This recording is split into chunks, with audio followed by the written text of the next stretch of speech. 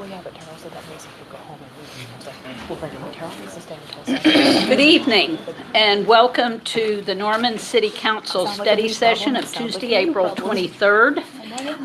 We have one item on the agenda, and that is a discussion regarding the proposed FYE 2020 City of Norman capital budget and the capital improvement financial plan for FYE 2021 through 2024. And so is Jane going to start? Yes. Okay, to do our presentation, beginning will be Jane Hudson. Good evening, Mayor, Council. So just to do a little history, we're here in November of 2018, again in February of 2019, and tonight, April 23rd, for the review of the proposed budget for FYE 20. The funds that are involved in the CIP, as you'll see here, the public safety sales tax, CDBG, I'll list all of them. You're familiar with what we have involved in the CIP. For the FYE 20 projected capital budget for the fund sources for expenditures, we have 11 accounts. We have a total of $85,881,777. Then on the FYE 20 proposed capital budget expenditure, and I'm sorry, I should have said this was all funds in that previous slide. And then for the expenditure purposes, again, it's all funds. We have 11 accounts, and again, we have $85,881,777. For the enterprise funds for FYE 20 budget, we have five accounts, and those will be presented to the council study session on April 30th.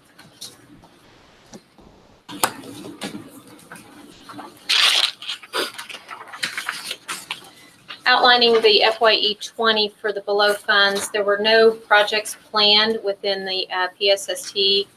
The FYE 20 projects are shown in Fund 50 in the book that was distributed. This presentation is based on the book that was distributed to you. The changes was discussed at the last meeting about taking the PSST out has not been adjusted in this presentation. He's going to talk about it. We have the CDBG Fund 21. There'll be an application going to council in May for 2 capital projects within the target area. We've got the original town site for the drive approach driveway project at $185,000, and then we also have the tree planting project at $50,000.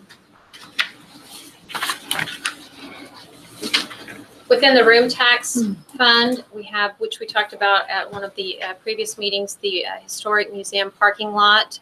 And then there's also the debt service for the Westwood Golf Course, and that will be paid as of June 2022. Councilmember Bierman. I have a question about the Room Tax Fund. This is probably for Judd. On the table of the projects, the bike skills course, which is the new bike skills course, there we go. I imagine, correct? Yes. Okay, and then the citywide disc golf improvements, does that include the course at Ruby Grant, or is that separate? That's separate. Okay, so what are we looking at doing for $21,000 On the disc golf improvements? We've That's a lot of some money. of that. We've just done some minor projects. We've worked with Sooner Disc Golf and done some improvements, key pads and alternate key locations. There's a footbridge that we're working to replace over at Lions. So just stuff that comes up and just sort of we never had a place to pay for new baskets and things like that each year. So it was sort of a general maintenance. Okay, is that kind of a new line item? No, actually it's an old project. We need to finish spending it. Okay. So it's just a holdover. Are you anticipating spending all of that this year? Okay. Great, thanks.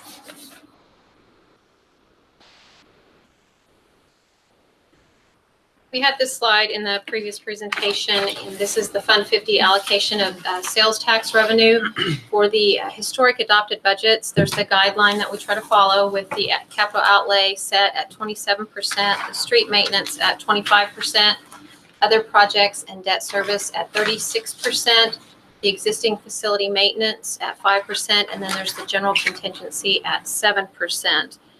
And we added the FYE 19 to this slide. It wasn't on there at the last presentation, but you can see where we fell within those policy guidelines for those percentages.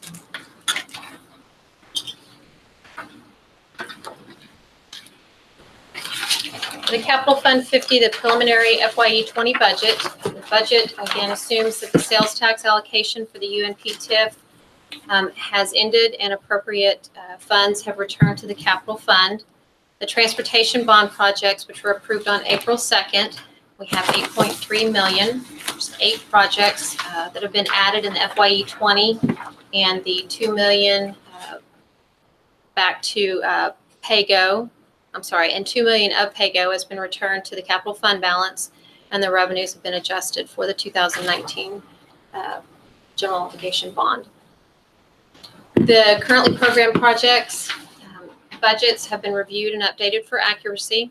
With the exception of the transportation bond, no projects previously programmed have been included, and then there's no deferrals or cost change included at this time pending direction from City Council. For the FYE 20 proposed capital budget for the expenditure purposes, we have 9 accounts. We've got a total of $42,052,189.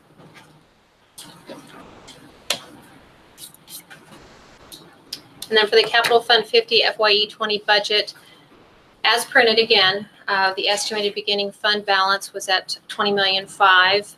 The estimated new revenue was at $37 million. The proposed expenditures at $42 million, with the general contingency at 7%.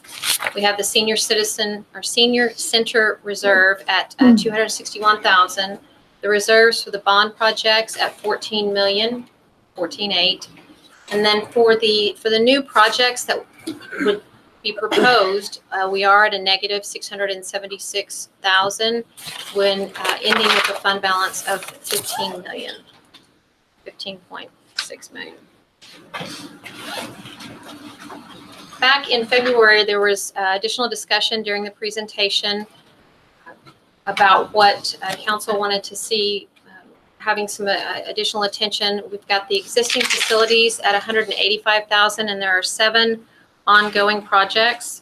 There was discussion about the alleys. There's a $200,000 amount in the annual budget. The ADA improvements were discussed. We have $130,000 for 2 ongoing projects. The Greenbelt acquisition was mentioned, and there's $50,000 in there right now.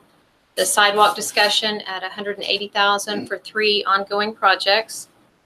And then we have the sidewalks and trails at almost $400,000 with 5 projects. We have the Norman Forward Sales Tax Fund for Fund 51. You can see the 6 projects here proposed for FYE 20 bond funding.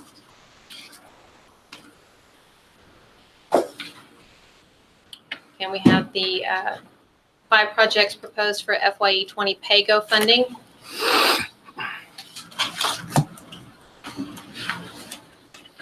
And then we have the University North Park TIF, Fund 57.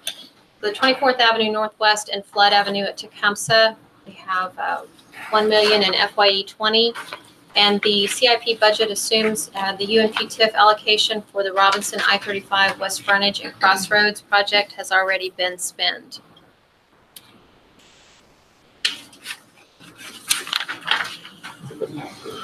I'm sorry. That's it.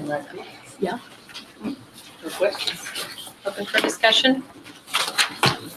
Councilmember Castleberry. On the Fund 51, on the Ribby grants, it had budgeted for this fiscal year 19 about $2.4 million. Have we spent any of that yet? I see some dirt moving, but I haven't seen $2 million worth of stuff.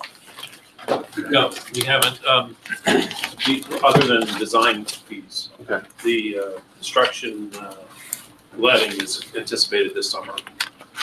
So shouldn't that move over to 2020? It is in 2020, and maybe Anthony can shed some light. We just talked about this a little while. Because it was budgeted and allocated in 19. it will carry over into 2020, but this is just reflecting what's in the budget. So the 2.8 in 2020 includes that, or is it in addition to? Will be in addition to. So 2020 should be 4 or 5 million. The total amount available will be, yeah, something like that. And the fund balance should be higher. No, We're well, gonna spend when we carry over the fund balance that was authorized in 19, the fund balance in 20 will be higher, and then the assumption will be made that it'll be spent down in 20. So when do we make those adjustments, those adjustments for, I know we budgeted $1 million and we're at June 15th and we know we're not going to spend it. I mean, when do you, I mean, if you know you're not going to spend it in a year, why was it not adjusted on here? We make those adjustments at year end when we carry over the fund balances. Okay, so this will be adjusted. Yes, it'll What you show know, up the as a actual- larger the actual number amounts. in 20 than what you see showing up here in 20. So what was budgeted in 19 will carry forward into 20. So on the previous slide, we said we had 670,000 short on PAYGO projects. That's assuming that everything was spent in 19, Yes, and we know it's not. in most cases, in some cases. But what you assumed that you would spend them for is what will carry over. So it's not like it's available for new projects unless you You're finishing up. decide to not do the project that you budgeted for. You're just finishing up all projects. And also, Okay, one more, and then I'll go on down the road. I had a question on the F Street parking lot. There was $1 million or something. It looks to me like it's done. I've lost my page. Page 149. Page 149. Yes, Sorry. this is an Angelo question in Scott's. $1.5 million for right-of-way acquisition? Land acquisition. We only spent about $150,000 on the construction of the line. It's done and it's in service. So we have not bought the land yet? I think it was done in. Oh, we were payments, renting and it. Or is that part of the financing? Weren't we renting it, No, we're leasing buying it. it to, with a purchase option? I was wondering if is that the purchase option? Because I mean, it's generating revenue. I mean, I didn't see the, I'll generate that activity. it's operational. It is operational, yeah. So I didn't know if that was a timing difference or I'm just trying to get my hands around the timing differences of what we've actually got there because Catherine may know better. She negotiated. It was structured as a lease purchase, so we have a payment to make next year and then another payment, and then I believe a balloon payment. and so that's what that So is. that's what that That's the is. timing of those payments. Okay. And it'll carry over to fund those payments. So should it be something in 2021, 2022 for those? I'd have to look at the contract to get the exact amount, but. Okay. So it's money for the land that we are paying on. Okay, Councilmember Scott. Okay, whenever it says that the capital improvement budget assumes that the allocation for Robinson and I-35 West frontage has already been spent, that just means that we've already allocated the funds for that project. So just wanted to make sure I was clear on that. So in that case, these are TIF dollars that have been allocated and we are awaiting the federal funds to match. Of course, yeah, we've talked about that. Right. Thank you, Sean. Okay, I think, Kate, did you have your hand up or was it? No, well, yeah, Okay, yes and then no. it was It's fine. Councilmember Hickman and then I'll see you. Wilson. Over there. On the Rum Tax Fund, the Historic Museum parking lot, is that the Moore Lindsay house? It is, and, Okay. and if I could clarify, the 90,000, we're gonna shift the 90,000 represents roof project. I was gonna say, they wanted repairs to the structure, I thought, so, That's been done. Okay. We've got some temporary repairs have been completed and are working. We discovered today. Good. Rain. And, but the 90,000 is gonna do a re-roof of the whole structure and some painting of parts of it. And then the next phase, that number, 55,000 is going to be the parking lot. Okay. The priority changed because of the roof. exactly, understand. Well, thank you very much. Parking lot and structure. Gotcha. Okay, thank you. I know they really appreciate that. Councilmember Wilson. I have a whole page of questions, so Oh, goodness. let's go. I'm curious on page 22, line 34, Master Conservancy debt. What is that?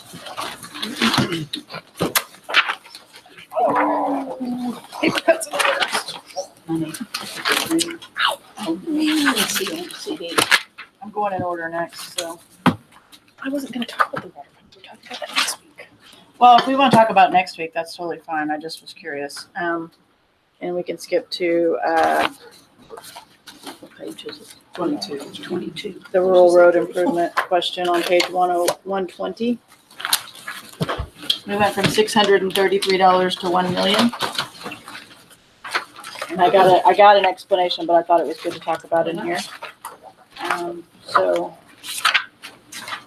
page 120.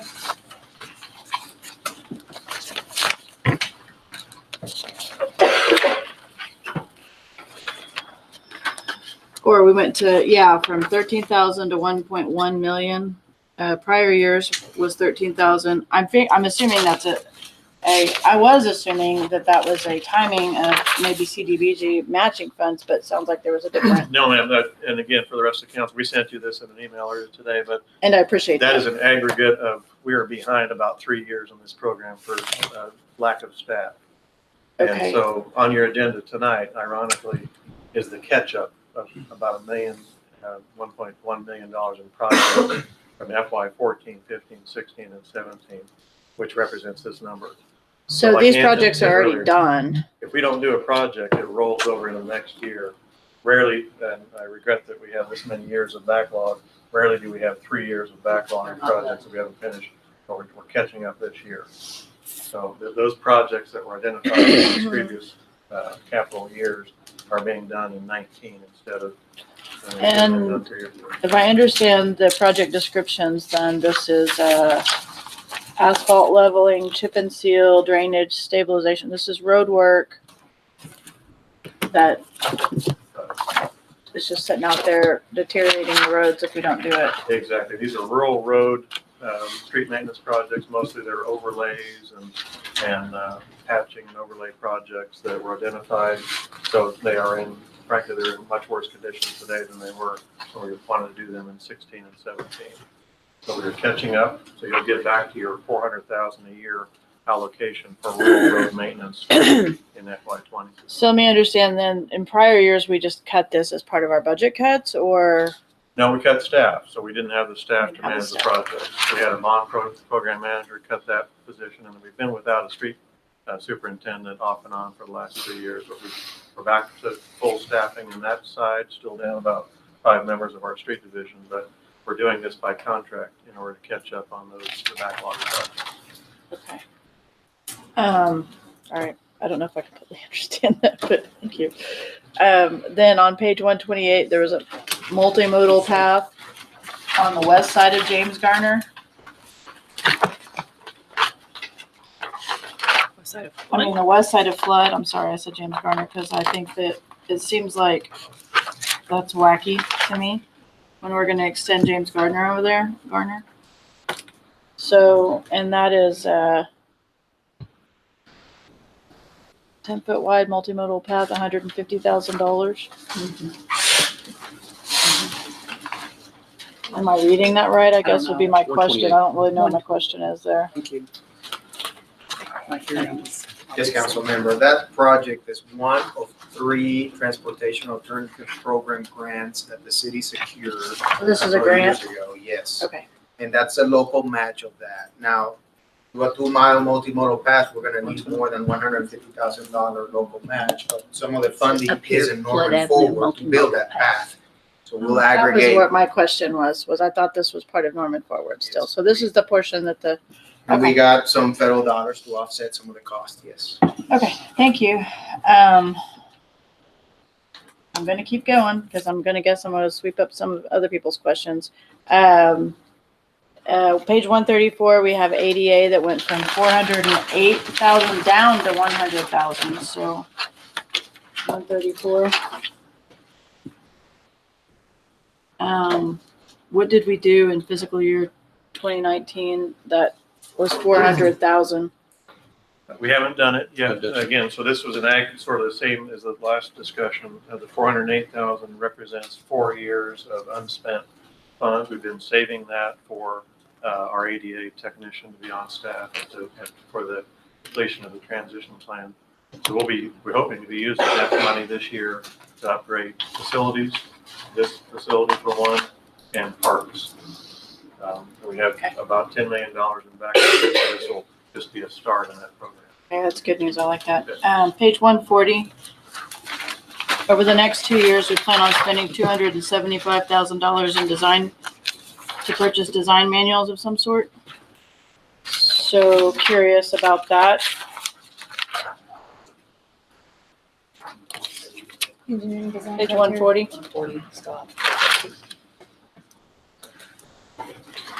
Right, this is our engineering design criteria and our standard specifications. They haven't been updated in a while, so they need a lot of update. We really want to get out to those. And we'd like to use a consultant to do that, to be able to compare it to surrounding communities and other cities, and really come back and do a complete upgrade and really bring these back into being a more modern document for us, more usable for our developers and for the engineers and for construction out in the field. Okay, so I was reading this, that 2006 was the last time it was done. What's your industry standard for getting it redone? You typically, like we were doing updates on that every year for about 10 years, and it's fallen out of practice with that. So now it's just at a point that even because of the original date of the original document, it would be time now just to do an update of this document and get it up to modern standards. It's a 1996. Yes, it's not the 1996 standard, and it was updated until 2006. So it's almost 30 years old. Okay. I mean, the consultant is the biggest portion of that, I'm guessing? Yeah, that would be consulting. That's all consultant fees? Right. All right, I'm still going. How about page 148? We got a generator for $121,000. That is, we currently have one generator that keeps building C, which is where utilities and finance is, functioning when the power goes out. As you know, we have power issues in our downtown grid. We have a generator that we picked up when they got a new one over there that will turn the lights on in this building and computers down that wing, and that's it. So because of the uncertainty with the power in the downtown grid, we've been talking for several years about putting generators on all of these facilities so that if the power is out, city offices can still function and people can get their work done. The police department has a generator on their building, but that building and building C are the only buildings that can function when the power goes down. Fully function. Okay, so that was my question. Was this for police? Is this 911 building A. function? This is just building A. So, And there's another one proposed for this building that is going to get wrapped into the remodel as we do the remodel of the complex. and then I'm going to ask an unpopular question. If we're having problems with the downtown power grid and it's costing the city $121,000 to put a generator in, can we not ask our power supply person, company to step up their efforts there and in an effort in some way that we don't have to spend $121,000? Just throwing that out as a rhetorical. You can get back with me later on it. Castleberry already asked my $1 million question on Ask. $500,000 on page 157 for a new gravel / salt yard, or maybe it's just salt. $500,000 is that, seems like a lot when we're in a budget situation.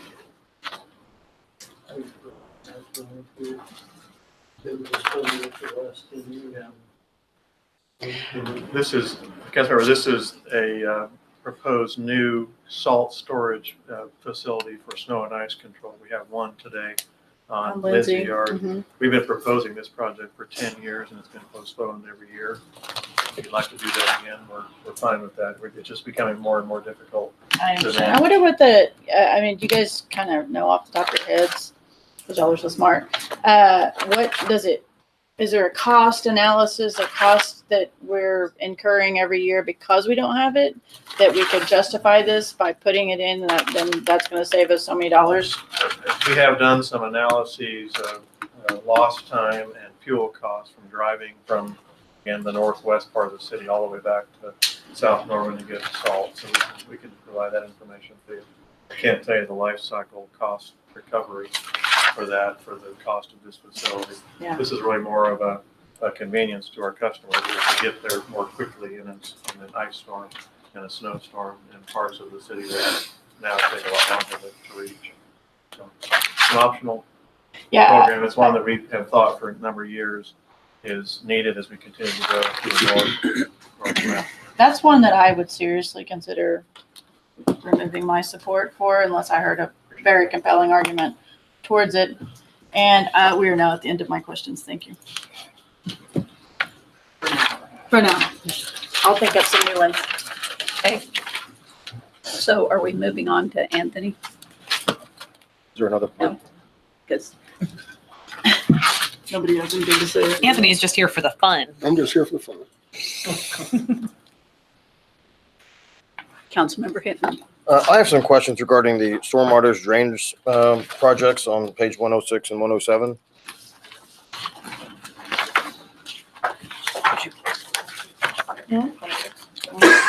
I guess my fundamental concern is not about the specific projects per se, but just considering that we have a list of priority projects to be done, that our community has voted down a bond to tackle those projects. I think I've expressed this concern before. Annually, we can continue to spend the money allocated to this on smaller projects, 100,000, 50,000, whatever. But if we don't start saving the money, we're never going to do the big projects. And I'm just wondering, why don't we just start saving the money and accumulating the funds so that we can start addressing the number 1, number 2, number 3 projects in town? I think it's, I'm not going to say irresponsible, but it's probably, I'm not sure. I'd have to understand the logic of why at this point we think that we will ever get the money to, in a bond or in a lump sum, if you will. How are we ever going to pay for the top projects that we know are multi-million-dollar projects if we don't save the money? And so I feel like that, we're taking care of smaller projects, which is fine. But I hate to say this, but in a manner of speaking, by fixing those little projects all around town, we're never going to create a need around town for a bond for everything. So I'm wondering, should we not start just saving the money?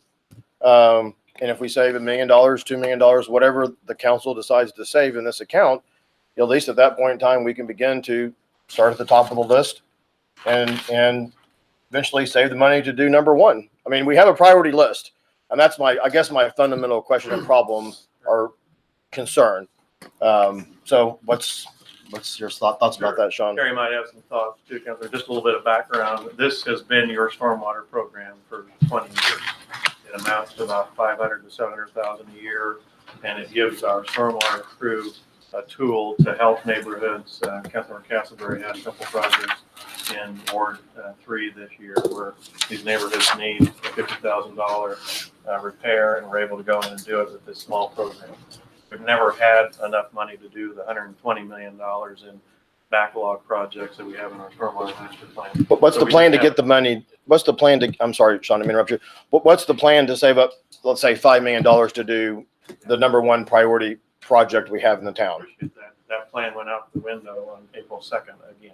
So would the plan be to say, because in fairness, it's like when we do a bond project and we fix a stormwater problem, we solve a problem, which is great. But then the people in that area maybe don't think that, well, we've got a stormwater problem because we've now fixed it through a road project.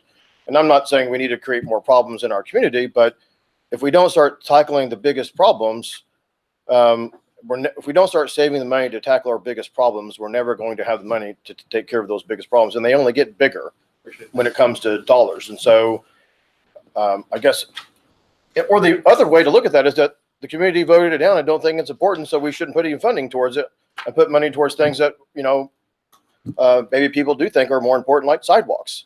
I mean, I guess you could look at this both ways. If we're spending $500,000, $600,000, $700,000 on stormwater projects and the community said no to that bond, then maybe we should, put that money towards, like I said, other things. Or maybe we should start just saving that money so that we can, and if that means things don't get done, we have priorities. And as I've heard one of my fellow council members say multiple times, a budget represents your priority. And if it's not the number one priority, then I think it's going to make the opportunities to pass a bond next time even harder when we're not making it a priority ourselves. So I would say, in my opinion, we should not spend any of that money. We should save it and start building it up. And if we want to put more into it, then let's start putting more into it. If stormwater is not a priority for staff or council or the community, then let's unfund it all. Let HOAs take care of it themselves. Let them, some people have talked about doing an assessment, by watershed or, by whatever. I think that was discussed in one of the last meetings. And then, the neighborhoods can take care of it themselves in whatever way they figure out. I mean, to me, we got to go one way or the other. Continue to do it the way we're doing it is either A, not creating the need in the community. B, we're not getting the big projects done. They're only getting more expensive and putting more property and maybe life at risk. And C, we're putting a Band-Aid on a dam that's about to break. So We have very few tools. I would just say, I appreciate that point. We just have very few tools as it is. Taking this away from us is just going to make it so much more frustrating for our staff when they get the calls from neighborhoods for these small repair projects. That's certainly your call. And can I add some food for thought to this as well? I understand your argument on that, but of that $765,000 in the capital budget that is budgeted towards stormwater every year, $300,000 of that is in the Lake Thunderbird TMDL. So that goes to our monitoring, as well as what we're doing is saving up a little bit for stormwater structural controls to be installed after year 5. So you take that number down to $465,000 for these smaller drainage projects. You're looking at, for the top priority project to be completed, which it's a right now about $10 million estimated project to finish. We're looking at 20 years to save up that money. That's 20 years of further deterioration of our stormwater infrastructure and getting no projects completed on the capital project side. So that's a pretty significant decision to be made. Well, I mean, I'm just looking here on page, and maybe the numbers don't add up. I don't know. I mean, I guess last year we spent 3.7 million in FY19. FY20 is projected to be 765,000. If I'm reading this right. So I see that we're not spending as much for FY20 as we did last year. I mean, maybe my question should have been asked last year, but we thought we were going to pass the bond. I mean, I just feel like that, we need to start saving that money, and maybe, we have to do the minimum of 300,000 for the Lake Thunderbird watershed. But then we have, drainage projects, FY20, I guess that's just like a plug number of $285,000 that's in here. It's on page 163. Okay. So, the $3 million that was in FYE19 wasn't new money in FYE19. That's money that has been rolled over from year to year. Before I started, there have been multiple stormwater engineers prior to my starting, and we were delayed on some of the projects. I'm working to, much like we talked about in the rural road section, I'm working to catch us up on some of our stormwater infrastructure projects. So there were projects that were applied for and approved, well before I got here, that I've got under design and will have under construction next year. That money is rolling from year to year while we get caught up on those types of projects. So that wasn't the new money. The new money that's budgeted each year for capital is right at that $765,000, unless there are specific projects that have been approved. And while I've been stormwater manager, there haven't been those new stormwater projects that have been approved. Councilmember Castleberry. Let me follow up on it. It looks like there is one specific project in there, and it's the Buckhorn Drive drainage for $285,000. Tell me about that project and why is it the one that picked of all the ones we got? So when we do our annual drainage request, or we do the miscellaneous drainage request, there's those two projects accounts that make up that, where that 465,000 is approximately budgeted. We give a list of likely projects, so whatever we have identified in FYE 19 that we didn't have funds for, we add to the list of potential annual projects. So it's not that 285,000 will be spent on Buckhorn, but it's one of the projects that could be funded with that 285,000. Buckhorn is actually a pipe that is leaking right now, causing a sinkhole in a backyard. We don't currently have the staff ability to complete that project. So we made the decision to make that a capital project and have that contracted in order to solve that situation. So the 285 is a placeholder for all projects. We just All called it, projects. we just called it Buckhorn. Yeah, we just happened to list Buckhorn as an example project for that. That's one we have identified right now. Now, there are projects that get identified through the year. As I get calls or as we find issues, then we can potentially add those to the list and get those funded. So that could be 5 or 10 projects. It could be, depending on cost of Size of- materials, cost of design, cost of construction. If we contract it out, it generally costs a little bit more than if we do it in-house, but it all depends on staff workload as well. You'll notice kind of the Misty Lake, the dam repair project is in there for the city share, the city share of the vineyard addition detention study and so on. So there's projects the council has approved specifically to certain neighborhoods that show up in this account. I will say I agree with Councilman Hickman that, several years ago, we kind of took the same approach to the senior center. I mean, I think you saw there's like $261,000 that is set aside for the senior center. Like 3 years ago, we were $11,000 under budget on our project. We stuck in there. Then not last year, 2 years ago, we stuck $250,000 in there. We didn't stick anything last year because I think we got it solved from going forward. But that same thought process was there. We know we want a senior center and we don't have any funding for it. We need to start saving for it. And so I think now that the public has kind of told us, you guys need to fund stormwater yourself. We're not going to help you with it.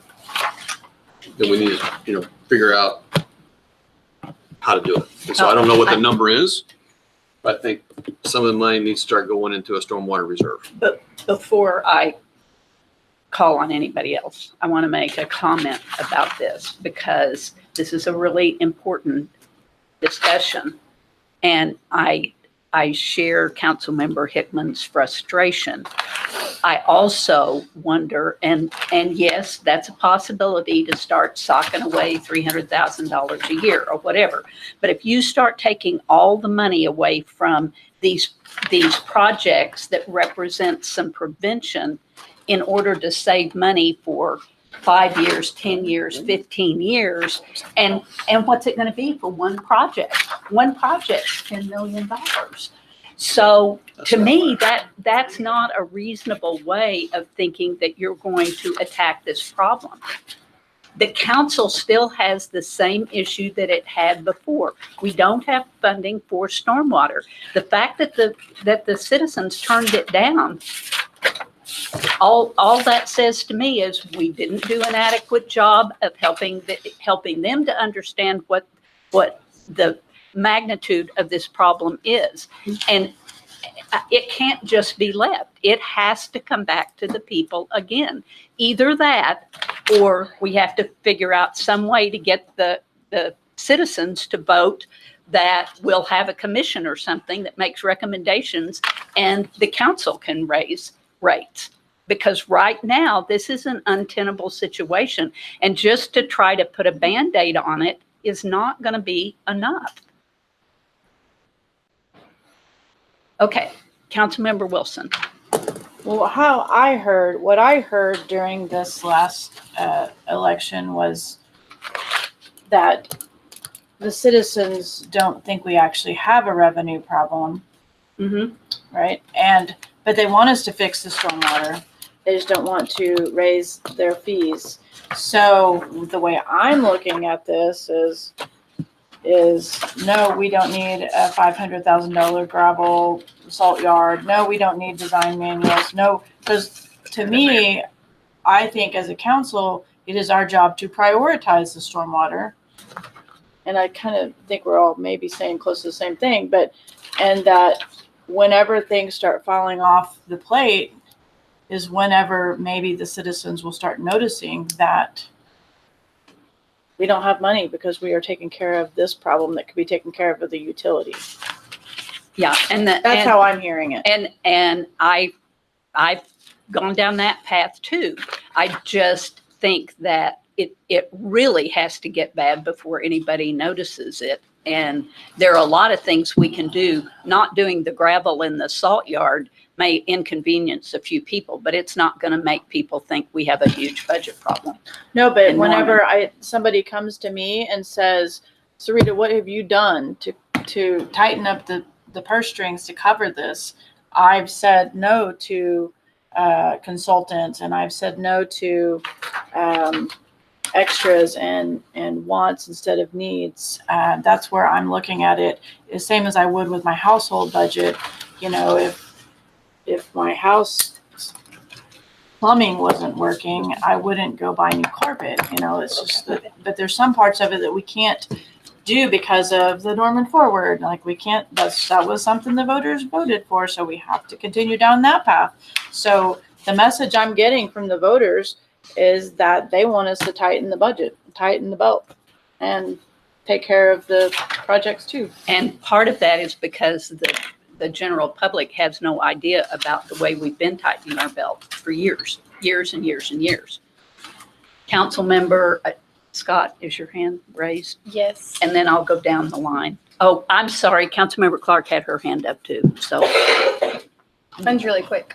Okay. I'm just wondering if we are able to appropriate funds from like other places in the CIP, such as Parks and Recreation, to be funneled into stormwater projects. Could you move money from a park project to stormwater? Yes. That was my question. It's all the same. Councilmember Clark. So my interpretation of April 2nd results was don't spend any more money on stormwater. I did not get the impression people wanted us to spend any less on stormwater. And I'm not prepared to punish Norman voters for not supporting it in that way, because there are actual people that are affected by these projects, and many of them are in Ward 6. So I will not support cutting what we're currently funding for stormwater, period. Councilmember Hickman and Bierman and Castleberry. So if we're talking about the capital fund and the priorities, for example, we spend this year's budget to spend $2.3 million in the street maintenance category. It's 26%, by formula.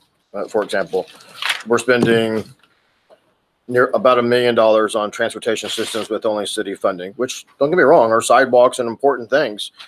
I guess I just think the conversation needs to be had that we're never going to fund the number one, number two, the top stormwater capital projects if we don't start saving money.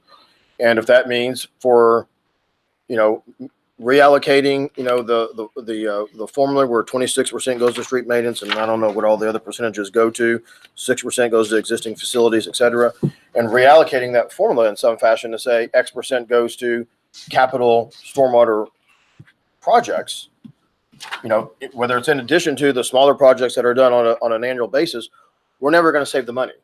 And I just think that's a conversation we need to have and be honest about it and own it. That either A, it's enough of a priority to maybe not do as much street maintenance work, which we know all is important, and I understand it's going to take some time to save up that kind of money, but that's what you have to do. Just like with your home budget, if you want to buy a new car or whatever, you want to, go on a trip, you got to save the money. And that's, I think in part what we have to consider. Now, people maybe don't want to do that, but I think if we really believe that the stormwater capital projects are a priority, we have the ability to save money, prioritize it, do less of other things, such as road projects, which is a big chunk of the budget, and work our way towards, being able to start tackling those challenges, or we can kick the can down the road, wait, hope we can pass a bond at a later time and see what happens. And and not, move forward with those stormwater projects. I just think that we need to have that conversation and really consider whether we should make it a priority and start saving the money. Okay, Councilmember Bierman.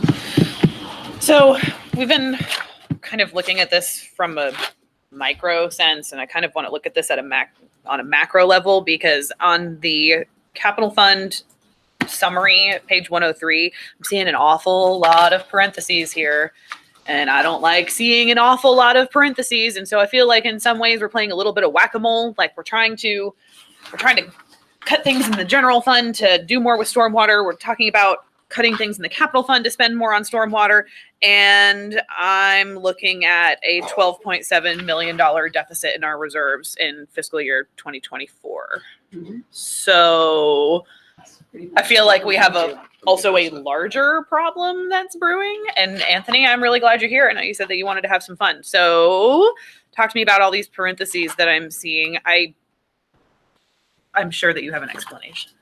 Well, the explanation is just that under the assumptions that we're making, the projects that we are assuming will happen, and the revenues that we assume will come in, the expenses outweigh the revenues. So decisions have to be made.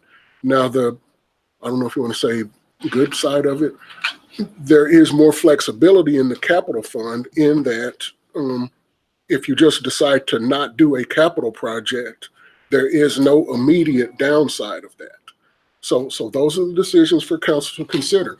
Whether you want to call it whack-a-mole or whatever, that you want to whack this mole and not do this project so that you free up some money either to address that long-term problem that you have by not substituting it for anything, or to do what Councilmember Hickman is saying, substitute it for something else, i.e. stormwater, for example. Those are council decisions to be made. But yes, if we continue on the course that we are on, in the not very far future, we will not have any money to do any projects. And that is what council has to consider. And so to me, like it's part and parcel to what Councilmember Hickman is saying, but we also have a larger problem. I mean, we can cut things to transfer money over to the hundreds of millions of dollars in stormwater projects that we have.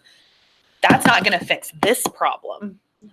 So I just want us to keep that in mind as well, because yes, we have to figure out how to fund stormwater, but we also have to figure out how we're going to make up a $12.7 million deficit in our reserves, not even just our expenses. I mean, we're drawing this down almost as fast as we're drawing down the general fund. So it's not just belt tightening, it was healthier. Councilmember Castleberry. Okay. Not to be the total alarmist here, but the capital fund is not a problem. Okay. We get $17 million a year to spend on projects. That's what we got. We don't have it, we don't spend it. This is not salaries, we're not cutting any services, this is just projects we're not doing. So we will delay stuff. I mean, basically the way we got set up is we got $17 million. What projects do you want to do? I know we have needs for hundreds of millions of projects, but I've got $17 million to fix everything in the city. Which ones do you want to do? We're never going to get these negative brackets because we're just not going to do those projects. So it's unrealistic. I mean, it really shouldn't even be in there. You should not be budgeting projects that you know we're not going to be in there. Or you need to put in here bond proceeds that we're going to finance it somewhere down the road. So I think we have to look at, it's a year by year deal. This is how much money we got to spend. How much do we want to spend on current projects? How much do we want to set aside for future projects? And I was also going to say that which I thought there on the capital, but these are things you're just not going to do. Now, I mentioned this last year. I kind of think that the citizens in Norman wouldn't mind a 1-year moratorium on construction. Maybe the orange cones go away for a year. It will be construction, just not the street maintenance. Right. Whether that we put the asphalt off, we put the concrete overlay. I mean, we put those off for a year. Not that we're not going to do them, but I think it wouldn't hurt. That's what you're gonna have to do on this project. At some point in time, you're just delaying stuff on what you're gonna do until you figure out another way, or you do another bond package and you put these road projects in there for overlay or something like this. You're either gonna have to long-term, these are long-term assets that should have long-term financing. And so we need to look at maybe some type of bonding for these projects, list them all out, tell people what you're gonna do, when you're gonna do it. But I'm not that concerned with the capital fund because we're not going bankrupt. We're not cutting any services. Police aren't going away, fire aren't going away. Citizens are just gonna notice poor roads, a little more flooding. I mean, those are not good things, but they're not the type of things that destroy your bond rating, lay people off. And so I'm not as concerned about the capital fund as I am for the general fund. If you're that concerned about the capital fund, then you change the allocation from 0.7 to 0.8 or something like that, which hurts your general fund, or you figure out additional revenue sources that kind of come in there. Let me ask a question of Anthony. I mean, these are not new problems, and we've been cutting projects or putting projects off for a year or 2 years or ever since I've been on council for the last 6 years. I don't remember the deficits being this big. So what's the trends been that the deficit's getting bigger, even with capital? In this case, I think if you look down at the 2019 bond vote being a large part of that negative, there will be some proceeds coming in the future. So that's not booked here yet. Okay, so that's a little misleading. So I wouldn't say misleading, but because the projects are out there. And we will at some point sell some bonds to offset that. So it's not. But the problem is that if you took out all of the bond funded projects, you still have that excess of expenditures over revenues that either you're going to have to not do some projects or change the allocation. Okay, right. All right. So yeah, the short answer is the number is bigger, but the problem is the same. Okay. Anthony, I have a question for you, kind of a financing question on revenue bonds. Could we dedicate a percentage of the capital fund stream, revenue stream, let's say, and issue without being voted on revenue bonds that we could then maybe do some of these larger stormwater capital projects? Is that I mean, I don't know exactly how revenue bonds work, but I understand they're not voted on. And yes, that's very much what the council did with the ERP system. Remember, that's being paid for with the short-term, quote-unquote, revenue bond, sales tax note, as it's called. Okay, so but the downside of that is that you add interest costs to the project, and you have to weigh that. Do you want to have this thing done now at the expense of paying more for it in that you're going to have interest? But the cost of the project, I mean, I think when we went through the stormwater process, we realized that we're almost paying double what, or 40% more, I think it was, if I remember correctly, from what was projected in 2006 or 2008, because it's been, over 10 years. And so the cost of doing business, just the cost of the project's more expensive. And frankly, if we had done these revenue bonds back in 2006 and 8 or whatever, when the stormwater master plan was done, it would probably be cheaper. The interest would be cheaper than the increased cost of the project now. So to me, I'm not worried about the interest because, those things aren't getting cheaper to solve the problem. And so, I guess what I'm trying to understand is how do they work? Like if we dedicated, 30% of our capital fund and it was $3 million a year, what kind of a revenue bond could we issue and how does that work? It all is a reflection of the amount of the principal that you issue. Jane had a slide, and I don't want to take time to try to find it, but where in this fiscal year, the amount of debt service and other projects has gone up above the formula, that is because of the interest cost added to the ERP project. So that's the kind of decision the council needs to grapple with. If you want to do that sort of thing, we certainly can. It's a very good revenue stream that I can sell bonds based off of. But a bedrock principle of the citizens approving that 0.7% of sales tax for capital projects was that we would do those projects on a pay-as-you-go basis to the extent possible. The GO bonds that we're booking in the capital fund is a separate issue. Because remember, when the voters approve general obligation bonds, they approve a property tax levy for the principal and the interest. In this case, where we have a fixed amount of sales tax to pay for these capital projects, council has to consider whether you want to add interest cost to the cost of those projects. And I can't answer that for you, but you need to make that part of your consideration. Well, about how much money would we have? I'm just trying to get a feel. If we dedicated 25% or, what, like this number here, 20, whatever it is for street maintenance, 20-something%, and that's $2.3 million, it appears projected. What kind of bond money would we have access to? $2.5 million a year, $25 million and on a revenue bond? How does that work? You can't say per year, because remember, once you have issued the principal, now you have fixed that debt service cost for a period of years, whether it's 5 years, 10 years, whatever it may be. So now you have locked up that portion of your capital fund for the next 5 years to pay debt service. So you can't add additional projects. No, I understand. I'm asking, how much money can I get? What is that principal amount that I could issue? Rule of thumb, multiply the principal by 2 and over 5-year bond, and that's kind of what you can pay for. So if it was, as a hypothetical, $2.5 million a year in what we think is the revenue stream, a 5-year bond, we could issue about $5 million worth of projects and get them done right now. But and pay it out over 5 years. That would over the next 5 years, you're going to lock up a revenue stream of about $1 million a year. Oh, okay. $1.5 million, But so even though so my example was if we did $2 million or $2.5 million a year revenue, you're saying it's only going to get us $5 million in a bond? Again, okay, so if you have a $2.5 million bond issue that you're paying out over 5 years. No, if I dedicated $2.5 million a year in revenue. Oh. I'm sorry. How much would that be in a principal bond about? $8 million. So between 8 and 10. The rule of thumb again is principal, the amount of debt service divided by the number of years, and half again.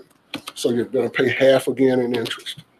So that's one way of, I guess, of considering the issue is dedicating $2.5 million a year of revenue out of our capital fund, which is going to impact other projects, obviously. Do a revenue bond, and then project number 1 on the stormwater master list. We get $10 million, and I think that gets close to covering the cost of it. Over 5 years. Yeah, well, yeah. But you get the money now to fix it, and you pay it off 5 years, and then in 5 years you do project number 2. But now you've made the assumption that you're not going to do $2.5 million worth of projects in any other area. And again, that's what's the priority. It's the tough conversation, but I think it's the conversation that has to be had. If it's a priority and it's the number 1 project, and we've had it on the books since 2006, 8, whatever year that was. Here we are now over a decade later. Yeah, it'll take 5 years to pay it back. It's been 10 years on the books and nothing's been done about it. It's not getting cheaper. And you've lost $2.5 million a year in project costs. But I've added $10 million to my fund. And added. I got 5 years up front. I got the money up front, and I got the number 1 stormwater project fixed. They're trying to save, paying it in 5 years. Councilmember Castleberry. You have to explain this rule of thumb to me, because I'm looking at $10 million at 3% for 5 years. That's $900,000 in interest on $10 million. So that's $11 million. Yeah, I was trying to quickly do the math on if you $2.5 million of debt service, how much could you do? Well, 2.1 million on debt service. I could do 10 million for 5 years. Oh, you're taking the payment times, not the principal interest. Okay. I think it's something you got to look at. The simple question is, do you want to lock up $2.5 million worth of year out of the capital? We did it with ERP, right? Yeah. Yes, on a much smaller scale, you did. 6 million. That's not a small scale. Councilmember Scott. You're talking about doing a revenue bond with that money? What is the security measure for making sure that anything that $10 million doesn't get spent for anything but that those stormwater projects, the number 1 projects, rather than on something else that shouldn't be spent on? Well, if you sell bonds, then the security for those bonds is the revenue stream, which in this case is the capital sales tax. You pledge that. There's a legal lien on those revenues that the investors in those bonds have. So we would already have dedicated it would be into that illegal to project. use that money for anything else. Her question was the projects we said. Yeah. In other words, I don't want to spend it on stormwater, I want to spend it on street maintenance. Right, like, so 5 years from now, there's probably gonna be turnover or whatever. Well, Of remember council. that when you got that $10 million, you spent it. You obligated it for that project. You're just paying it off over 5 or 10 years or whatever, but you've spent the money up front. That's the whole concept of issuing bonds, is that you get the money up front so that you can get the project done. Now, could you issue the bonds and then do something else? Is that your question? Yeah. I think you'd have a really hard time doing that because, again, you sold those bonds based on doing this project. You told the investor this was the project you were going to do. And you have a very short window of time to obligate to get that project done. Now, I suspect that you could sell a bond based on the revenue stream of the capital sales tax. That you could say anything that the capital fund can pay for, we can use these bonds for. And I can sell those bonds just as easy as anything else because of the revenue stream is what it is. But as far as what council would be obligating themselves to do, you would have had an ordinance or, something to say that this is what we're going to do. And I think you're going to have a really hard time going back on that. So that was my concern, is I just want to make sure there's no room for abuse or manipulation. Only on council's part. Right. So that's the thing. I just want to make sure, because again, some of us may not be here in a few years if there's turnover. And I may say, well, yeah, I want to spend this money on stormwater, but who's to say in 5 years the next council person? But you would not have had the choice for 5 years because, again, you would have Because we have done spent it the up front. project. You would have spent it. Again, I just wanted to confirm that there's no room for abuse or manipulation. Yeah, see, that whole conversation bothers me because, again, it flies in the face of an ordinance that council would have approved to do this thing. And you can't just suddenly change your mind. That ordinance is a law. It's not like a resolution. You can't just change your mind. And it to the extent that for the time period that it takes to get that project going, that law is in place and you're going to have a really hard time changing your mind. I have trouble with that concept that council can just, not do it. What you said that ordinance said you're going to do. I appreciate it. Thank you. Councilmember Castleberry. I think that's true, depending on what the ordinance says. If the ordinance says we're going to do project 106, we're going to do these projects, like the last one, we tied our hands. These are the stormwater projects we're going to do. We couldn't do any other stormwater projects, we had to do those. And that's for other people. But if it was just council, I'm not saying I recommend this, but we could say, we're going to float $10 million of revenue bonds for capital projects. Leave it at that. You could certainly do that. Then there is flexibility, all you want. Now, that's a slush fund, and I don't like that stuff. But I'm saying we're only bound by what we agree to in that ordinance. Yeah. Which I think the prudent thing is to identify what projects you're going to do and tie your hands. We have been very specific But that's not on something- every bond that we've done since I've been on But the council. citizens don't have to vote on that. Right. That's the difference between a GO bond and a revenue bond. So So a bill becomes the law. we're tying our hands as opposed to a general obligation bond where the citizens are tying our hands, which is fine. I mean, I think that's good, but you just got to understand who's making tying that your decision. hands? Yeah. Someone did. Councilmember Hickman. So, Sean, on the other capital projects pay as you go on page 105, are these like the city's matching dollars for federal projects we're applying for, or? Yes, sir. At the bottom of that page, at the top of the heading, it says transportation system with state and federal funding. So this is our match to those federal dollars. So the two Rock Creek projects that are on here, are those a part of a bond, or?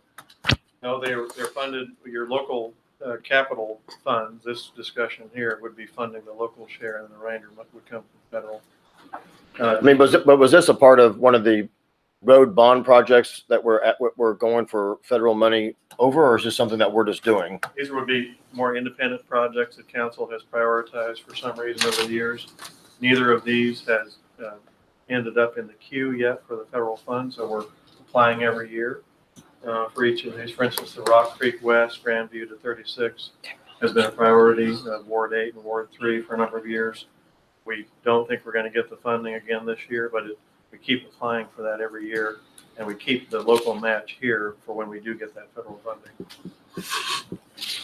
So those dollars may not be spent if we don't get the federal match. Correct.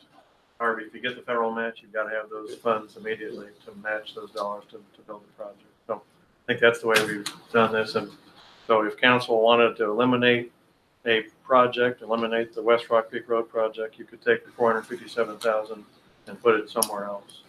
And we would stop working on the project. Have we resolved, I mean, weren't there some issues, and I don't know exactly where this, if this is in that area, regarding some of the landowners that didn't want to do the roundabout? Is this in that area? That's the one. Right. So we're in the later stages of land acquisition. In fact, there's probably an eminent domain case coming to you pretty soon. Well, why are we doing that if we haven't secured the federal funds, though? I guess that's what I'm confused You have about. to have the land in order for the federal funds to be secured. That's our obligation. The city is, all these projects, the city is required to do the design, the land acquisition, and utility relocation as our local match, and then 20% of the construction costs. Once we've done all those things, the federal funds become eligible for us. So all of those things, we're working on land acquisition on a dozen projects right now in order to get those federal funds. Councilmember Castleberry. Anthony, so let's have the discussion you and I were having a little bit earlier today. So we decided we don't want to do the salt treatment facility for $500,000. We take that $500,000 and we pay off the Westwood bonds. Okay, that's about, there's like 500, and so we pay it off. That would free up money in the room tax. Yes. Correct? Which would free up money in the general fund parks part. Because No, it would free up money in the room tax parks part. Plus, I was trying to say, because half, whatever's in the room tax, half of that goes to the parks. Half of that's going to the Westwood bonds, yes. After you pay off the bonds. 25%. Now that $200,000 or so per year that the room tax is paying for the Westwood bonds would be available for other park development projects. Other park projects, operations, mowing. No, park Only development capital. capital. It can only be used for capital. Yes, sir. In the The language parks. of the room tax. But it would offset some of these capital projects in the CIP.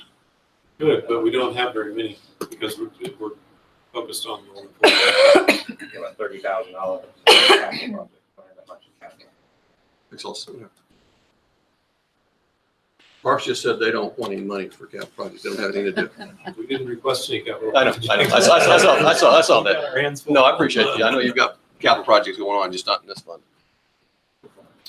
Councilmember Hickman. I guess, Sean, just to kind of finish up my thought on that, or I'm just concerned that we have so many road bond projects in the queue. I mean, going back to, I don't know if there's any left before 2000, when we have between the maintenance projects, both sets of bonds, and we clearly have a lot of projects even left from 2012. Now with 2019 being approved and some of those being fully funded, that we're going to be able to really get rocking and rolling on, hopefully quickly, that some of the frustration in the community has been a delay in some of those. I'm a little unsure and a little uncomfortable with us really going after federal funds on other big road projects that seem like they're competing with our other bonded road projects and straining our staff. And I mean, I understand some of these things that are like multimodal paths and sidewalks, and those are to me kind of probably different projects, but it seems like we have some of our own city road projects that we're going after federal funds for that are competing with our bonded projects that we're already kind of, a little behind, if you will, in that matching process. That I guess I'm just not sure I understand that logic and why it seems like we're kind of hurting our bond projects with these other projects. And maybe they're really important. I don't know. I'm not criticizing any of the projects. I'm a little uncomfortable with that process because it seems like for our staff's sake and for our priority's sake, we should, and for the community's sake, we should be focusing on the bond road projects from the big capital standpoint. I know we have the concrete and the asphalt and all the maintenance stuff that we have, and that's all great and separate, but what's your... No, appreciate that. And I think that's really accurate, particularly now that we've just added 14 more bond projects 2 weeks ago. We've never had this many bond programs or projects in a queue. You're gonna be like me and lose more hair and keep me. We've never had a 10-year program, so you're exactly right now. But until April 2nd, we had no other option for these other projects the council members brought to us. There was no bond, there was no package. So we have put them in, you have put them in your capital program because that's the only way you could pay for a West Rock Creek project in Ward 8, a East Rock Creek project in Ward 6. That's how council has directed us to function because you didn't have bond projects to offer. I think going forward, though, we have so many, you're right, so many in the queue and more competition for those federal funds. Staff would not recommend adding any more beyond what you have. Yeah, because I see like in 2021 and 2023, there's 630,000 and then a 1.2 million, you know, on, I don't know what was this 12th Northwest or something.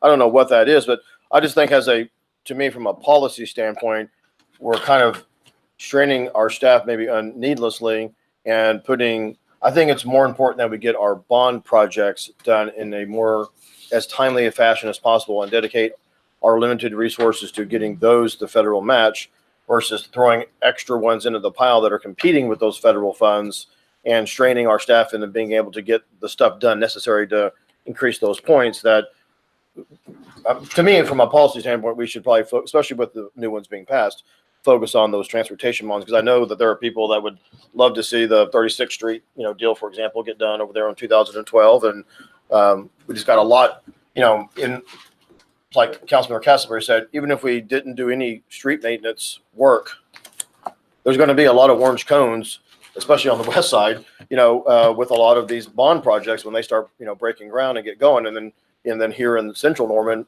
with the ones that are at the top of the list of the bond. And so I don't know how painful it would be, and it's not my word, so I'm not trying to step anybody's toes, and I don't know if we've already submitted for those federal funds, but to pull that back, and I don't know how high a priority that is and how much money we've spent, and so we would have potentially, wasted in a manner of speaking. But that's $1.2 million right there that, could be allocated to something else, whether it's a stormwater savings account or, I don't know, sidewalks. I should have mentioned this previously, that many of the ones you're pointing out are development-driven projects. When council has accepted those plats and those road improvement dollars, you've also obligated to finish the project with the remainder of city funds. So West Rock Creek Road is a great example. All the Brookhavens and all the Warwicks and so on have got their money. We don't have enough to build the project, so this is how we're going to make the difference. And so that's an obligation that you've made to neighborhoods that I don't think we can, I guess you can postpone it at the will of that council member, but I don't think we can ever eliminate it. Okay, Councilmember Holman, and then we're getting close to 6:20, and it would be really good if we had at least a 10-minute break. And Anthony's going to be doing a presentation during the council meeting as well. It's primarily for the public, but that will be a time when questions can be asked. Councilmember Holman. Just a couple questions. So because the new transportation bond has passed, so like a couple years we've been working on Multimodal Path for Constitution. So how will that project go with the new Constitution project that's in this? Will we do the path and then do the road widening later? Sure. Do we save any money in the capital fund by that bond being approved? Sure, no, sir. That's a great question. And again, we met yesterday afternoon with our OU partners to have this very conversation because we need land from them to build the path. Those are two different grants, two different projects. We very carefully configured the 2019 project to not impact the path project and vice versa, but they will run together. We will design and build them together. You might recall the path project, when we got that grant, is an off-road path. It's not an on-road bike path or anything like that. So the two projects can run together. But now that we have the 2019 bond programs, now our teams are working on two projects of bringing them into one design project and using multiple sources of funds to build it. I think it's in 2023 or 2024 for both projects. Okay, and the only other one I had was the Highway 77 and Post Oak signal. Past 2 years, we've had 75,000 budgeted for that. And just wondering there's zero now. So I wonder what is the status of that project? And as you know, that's an ODOT highway, state highway system. The state is responsible for all of the costs of that project, and we just continue to lobby our ODOT partners to make it a priority in their budget. They're doing the same thing you're doing here on a statewide basis. And we don't get a lot of funding for traffic signal projects on state highways. So as you know, that is a priority for us. It's not a priority for the state of Oklahoma. And until it is, we're not going to get it built with state money. The city could step up and pay all of the costs, which are probably approaching $500,000. We'd rather use state money and use your local dollars for other priorities. But that's a choice the council can make. So we were budgeting 75,000 a year in case the state decided, or is it? I think the 75,000 was actually traffic impact fees paid by area developers. Okay. So we're holding their money in that account. Thank you.